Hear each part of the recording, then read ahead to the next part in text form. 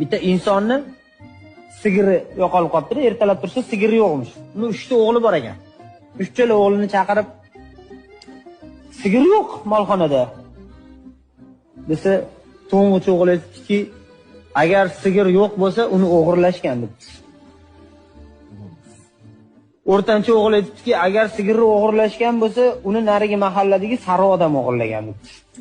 Keyingi o'g'il aytdiki, agar uni narigi mahalladagi sari odam o'g'irlagan bo'lsa, uni Ivan o'g'irlagan deb. O'zidan o'zi shu logika bilan borib Ivanni urib dabdalasini chiqarib tashlashdi.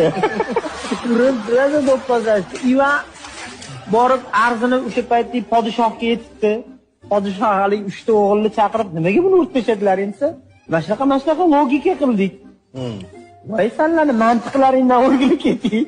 O'zidan o'zi shunaqa urib tashlaysanlar. Bu qanaqa mantiq? Biz har doim shunaqa mantiq bilan har doim to'g'ri topamiz desa, "Xo'p, bitta qutini olib chiqinglar" deb. Bu qutining ichida nima bor? To'ng'ich o'g'il quti to'rtburchak bo'lsa, uni ichidagi narsa dumaloq debdi. O'rtanchi o'g'il aytdiki, agar uning ichidagi narsa dumaloq bo'lsa, uning rangi sariq debdi.